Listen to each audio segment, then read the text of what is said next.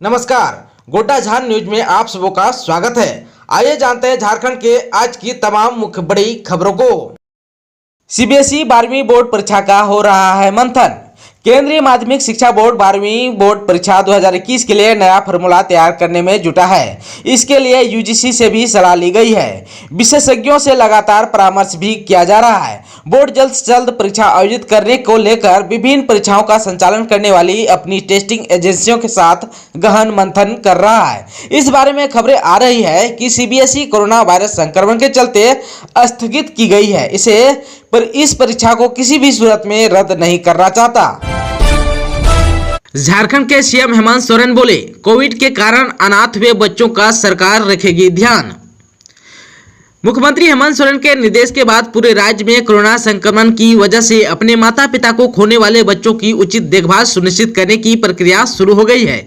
सरकार का प्रयास होगा कि जिन बच्चों ने संक्रमण के कारण अपने माता पिता को खो दिया है, वे शोषण या बाल तस्करी में ना फंसे।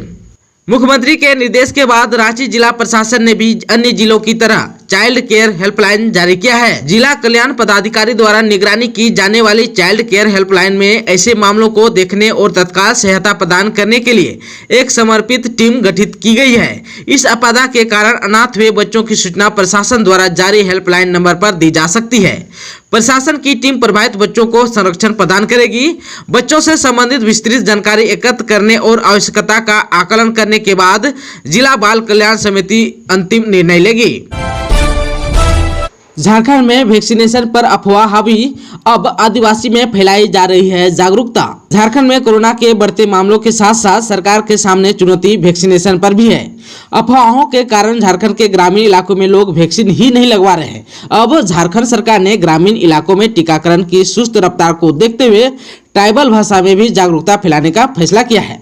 एक तरफ जहां शहरों के टीकाकरण केंद्रों पर भीड़ है, वहीं देहात में अनुमंडल स्तर के अस्पतालों में इक्का दुक्का लोग ही टीका लगवाते दिख रहे हैं।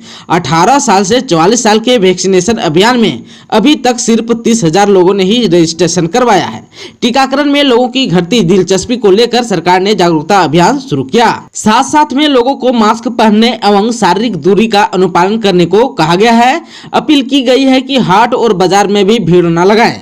घर से जरूरी काम से निकलते समय मास्क अवश्य लगाएं। साथ साथ में सैनिटाइजर का प्रयोग जरूर करें। राज्य के 1000 सरकारी स्कूलों में आईसीटी लैब और 1228 स्कूलों में स्मार्ट क्लास बनाए जाएंगे। वहीं 44 स्कूलों में वोकेशनल की पढ़ाई शुरू होगी। झारखंड में वर्तमान में 20 आवासीय विद्यालय हैं। सरकार ने 5 नए आवासीय विद्यालय खोलने के लिए केंद्र सरकार से फंड मांगा है। केंद्र की मंजूरी और राशि मिलने के बाद इन 5 नए आवासीय विद्यालयों का काम शुरू किया जाएगा। वहीं 611 मिडिल स्कूल, 358 हाई स्कूल और 31 +2 स्कूलों में आईसीटी लैब की स्थापना का प्रस्ताव दिया गया है। इसमें 10-10 कंप्यूटर का लैब हर स्कूलों में लगाए जाएंगे। साथ ही 1228 स्कूलों में स्मार्ट क्लास की व्यवस्था की जाएगी। इसमें ऑनलाइन पढ़ाई की व्यवस्था की जाएगी। प्रोजेक्टर और ऑनलाइन लाइव क्लास के लिए इसका उपयोग किया जाएगा। आप सबको बता देना चाहता हूं कि मुख्य सचिव सुखदेव सिंह की अध्यक्षता में गुरुवार को आयोजित बैठक में प्रस्ताव पर अंतिम स्वीकृति दी गई और उसे केंद्र को भेजा गया। इसमें स्कूल ग्रांट, पोशाक, पारा शिक्षक के मानदेय, स्कूली शिक्षा से महरूम बच्चों को स्कूल से जोड़ने के लिए राशि की मांग की गई है। इसके साथ ही पहली से तीसरी के बच्चों को पढ़ना लिखना सिखाना योजना की शुरुआत की जाएगी, जिसके लिए राशि की अलग से मांग की गई है। इसके अलावा आंगनबाड़ी केंद्रों में अंतिम वर्ष में पढ़ रहे बच्चों को स्कूल से जोड़ने की प्रक्रिया शुरू की जाएगी। यह व्यवस्था उन स्कूलों में शुरू किया जा सकेगा जहां उसके नजदीक आंगनबाड़ी केंद्र संचालित होते हों। नई शिक्षा नीति में इसका प्रावधान किया गया है। महिला बाल विकास व समाज कल्याण विभाग से समन्वय के बाद इसे अंतिम रूप दिया जाएगा। बैठक में स्कूली शिक्षा और साक्षरता विभाग के सचिव राजेश शर्मा, झारखंड शिक्षा परियोजना परिषद के राज्य परियोजना निदेशक डॉक्टर शैलेश कुमार चौरसिया समेत अन्य पदाधिकारी मौजूद थे। मौसम विज्ञान के आधार पर झारखंड में 2 दिनों तक प्री मानसून रेन के साथ वज्रपात की संभावना, चलेगी तेज हवाएं। मौसम विभाग के अनुसार राजधानी रांची समेत राज्य के कई जिलों में अगले 2 दिनों तक 30 से 40 किलोमीटर की रफ्तार से तेज हवा चलने की संभावना है। इसके साथ ही उत्तर दक्षिणी ट्रफ लाइन के कारण मध्य प्रदेश में एक कम दबाव का चक्रवर्ती क्षेत्र बन रहा है। इसका विस्तार तमिलनाडु तक है। वहीं एक ईस्ट वेस्ट ट्रफ लाइन के कारण बने चक्रवाती क्षेत्र का असर गंगा के मैदानी भाग से होते हुए झारखंड तक है। इसका असर राज्य में 2 दिनों के बाद ही कम हो सकता है। इस बीच अरब सागर में गुजरात के पास टकराने वाले तूफान का असर राज्य में देखने को मिल सकता है। राज्य में पिछले 24 घंटों के दौरान लगभग सभी जिलों में हल्के से मध्यम दर्ज की बारिश रिकॉर्ड की गई।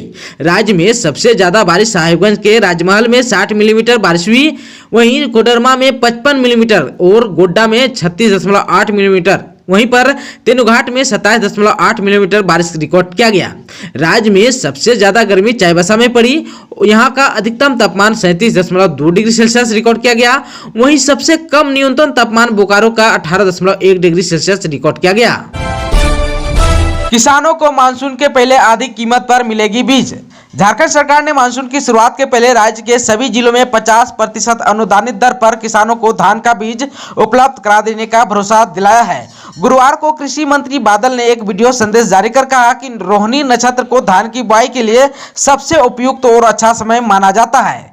राज्य सरकार ने 25 मई के पहले संथाल परगना प्रमंडल के 6 जिलों में दुमका, जामताड़ा, साहिबगंज, गोड्डा, पाकुड़ और देवघर तथा कोल्हान प्रमंडल के 3 जिलों में पूर्वी सिंहभूम, पश्चिमी सिंहभूम और सरायकेला खरसावां यानी 9 जिलों में किसानों को धान बीज उपलब्ध कराने की योजना बनाई है।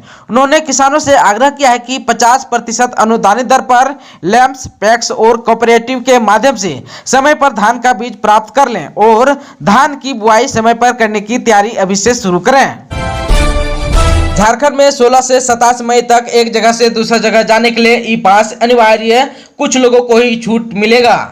16 से 27 मई तक झारखंड में स्वास्थ्य सुरक्षा सप्ताह के अंतर्गत राज्य में व्यावसायिक तथा निजी वाहनों के आवागमन के लिए नए दिशा निर्देश जारी किए हैं। राज्य में निजी वाहनों से यात्रा करने वाले यात्रियों को ई पास, वैध फोटो, पहचान पत्र तथा रेल अथवा हवाई यात्रा करने वाले यात्रियों को अपने साथ टिकट रखना अनिवार्य होगा।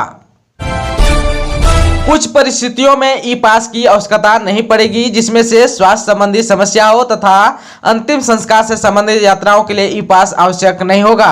राज्य के अंदर व्यावसायिक वाहनों के रूप में निबंधित टैक्सी, टेम्पो, ई रिक्शा का परिचालन बिना ई पास के किया जाएगा। इनके लिए वाहनों का व्यावसायिक निबंधन प्रमाण पत्र रूट पास ही पास के रूप में मान्य होगा। राज्य के बाहर जाने वाले वाहनों के लिए ई पास आवश्यक नहीं होगा। भारत सरकार, झारखंड सरकार तथा अन्य राज्य सरकार के वाहनों को ई पास आवश्यक नहीं होगा। राज्य के अंदर होकर गुजरने वाली गाड़ियों के लिए ई पास आवश्यक नहीं होगा। खबर है झारखंड के जमशेदपुर से। झारखंड के जमशेदपुर की बेटी डॉक्टर प्रिया ने बढ़ाया राज्य का मान, ऑस्ट्रेलिया की सरकार में मिली बड़ी जिम्मेदारी। जमशेदपुर की बेटी ने एक बार फिर से शहर को गौरवान्वित किया है। सेक्रेड हार्ट कन्वेंट स्कूल की पूर्व छात्रा डॉक्टर प्रिया रानी को ऑस्ट्रेलिया में स्टेम एम्बेसडर चुना गया है। अब वह ऑस्ट्रेलियाई सरकार को साइंस से संबंधित नीति निर्धारण में मदद करेगी। ऑस्ट्रेलिया में अधिकृत रूप से इसकी घोषणा की गई है। आप सबको बता देना चाहता हूं कि ऑस्ट्रेलिया में रहने वाले कुल 17 प्रोफेशनल को चुना गया है, इसमें से जमशेदपुर की डॉक्टर प्रिया रानी भी शामिल है। आप सबको बता देना चाहता हूं कि ऑस्ट्रेलिया सरकार युवाओं में साइंस व टेक्नोलॉजी को क्रेज बढ़ाना चाहती है। इसी वजह से कई प्रोफेशनल का स्टेम एम्बेसडर के तौर पर चयन करती है। झारखंड में शुक्रवार को 49,596 लोगों की कोरोना जांच हुई, जिनमें से 3,776 नए संक्रमित पाए गए। वहीं पर 24 घंटे के भीतर 7,112 मरीज स्वस्थ हुए हैं, जबकि 76 मरीजों की इलाज के क्रम में मौत हो गई। राज्य के 8 ऐसे जिले हैं जहां पर 24 घंटे के भीतर एक भी मौत नहीं हुई है, जिसमें से चतरा, दुमका, गढ़वा, गोड्डा, गुमला, लोहरदगा, पाकुड़ व रामगढ़ शामिल है। रांची में 28 मरीजों की इलाज के क्रम में मौत हो गई। इसके साथ साथ बोकारो में 8, पूर्वी सिंहभूम में 7, गिरिडीह में 5, हजारीबाग, सिमडेगा व धनबाद में 4-4, जामताड़ा, पलामू व खुट्टी में 3-3, पश्चिमी सिंहभूम में 2, कोडरमा, लातेहार, साहिबगंज, सरायकेला व देवघर में 1-1 मरीज की मौत हो गई। शुक्रवार को कहां से कितने संक्रमित मिले, इसके बारे में भी जानते हैं। बोकारो से 162 लोग संक्रमित पाए गए, जबकि चतरा से 30, देवघर से 81, धनबाद से 143, दुमका से 39, पूर्वी सिंहभूम से 957, गढ़वा से 153, गिरिडीह से 129, गोड्डा से 84, गुमला से 99, हजारीबाग से 270, जामताड़ा से 71, खुट्टी से 118, कोडरमा से 104, लोहरदगा से 38, लातेहार से 92, पाकुड़ से 1, पलामू से 192, रामगढ़ से 84, रांची से 494, साहिबगंज से 20, सरायकेला से 48, सिमडेगा से 157 और पश्चिमी सिंहभूम से 210 नए संक्रमित पाए गए। इसके साथ ही आज के खबरों में बस इतना ही। हमें दीजिए इजाजत। नमस्कार।